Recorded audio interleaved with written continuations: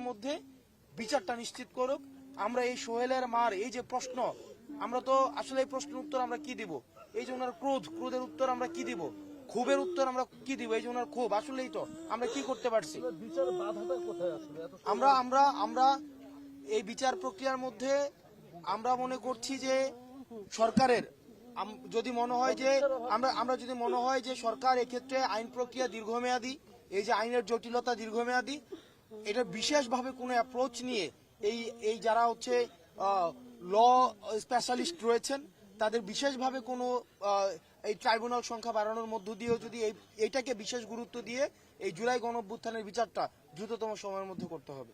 আর আমরা আসলে উনার যেই এটা তো ভ্যালিড, ওনাদের কাছে আসলে আমরা কি উত্তর দেব? উনি তো বিচার পায় নাই, তো উনি ওনার সন্তানের লাশটা কই আছে যে উনি বছর শেষে একবার আসবে, ওইটাও তো আমরা দেখাইতে পারি না। এটা তো আমাদের ব্যর্থতা, এটা তো আমাদের ব্যর্থতা। উনি কই যাবে?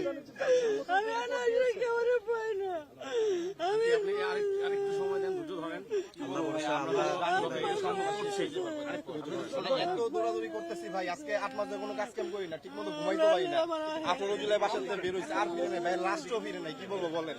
114টা কবরের মধ্যে আমার ভাইয়ের কবর কোন একটা চাঁদও জানি না। 114টা কবর কেউ বের হইছে। ছবি নেন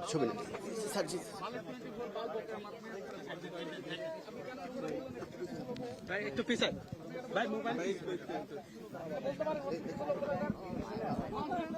কি রে ভাই, তার কাকে দাপাচ্ছেন আপনি? কেন আচ্ছা আমিও বাইট নিচ্ছি, আপনি না তার আমার না আস্তে কথা বলুন। কি ভাই, এটা না করলে ভালো হয়। কি ভাই, আমি আপনাকে তাহলে আমি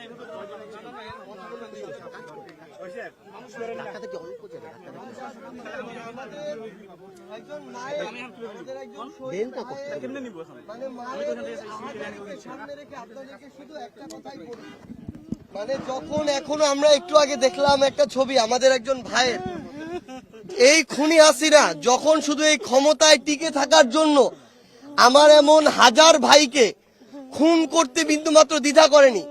আমার এমন অনেক ভাই রয়েছে যাদের লাশ এখন পর্যন্ত খুনি হাসিনা হত্যার পরে কোথায় নিয়ে গিয়েছে এটা খুঁজে পাওয়া যায়নি। যেই ঘটনা আমরা ওই শাপলাতে দেখেছিলাম যে শত শত লাশ খুনি হাসিনা ফেলেছে, কিন্তু লাশগুলো পাওয়া যায়নি। আজকে আমার মা তার সন্তানের লাশের জন্য শেষবার একবার দেখার জন্য এখন সেই আহাজারি করছে। এই মাকে আমরা সে আমাদের জায়গা থেকে বাইতুল মোকাররমের সামনে সেদিন দেখেছি, প্রত্যেকটা জায়গায় এই মা এভাবে আহাজারি করে ছুটে বেরিয়েছেন। তো সবচেয়ে বড় কথা হচ্ছে আমরা হয়তো আমাদের জায়গায় সর্বোচ্চ চেষ্টা করতে পারি আমাদের ভাইয়ের লাশটা খোঁজার জন্য, কিন্তু এটা বলতে পারি না যে কখনো পাবো কি পাবো না।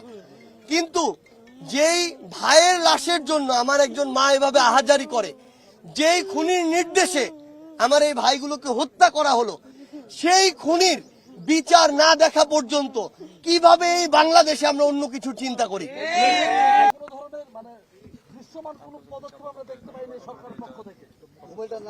আমরা এই সরকারকে আমাদের জায়গা থেকে অনেকবার বলেছি, এই সরকারের দুইটা বিভাগের কাজ শুধু কাজের জন্য কাজ না, এটা তাদের রক্তের উপরে দাঁড়িয়ে যে দায়বদ্ধতা নিয়েছে এই দায়বদ্ধতার জন্য কাজ।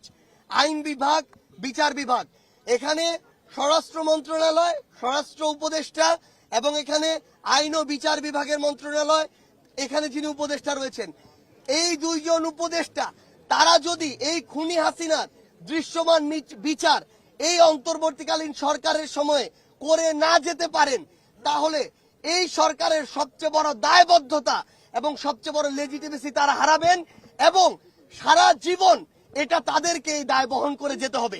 কিন্তু আমরা স্পষ্ট করে একটা কথা বলি, দায় বহন করে যাওয়ার মধ্যে সব শেষ না।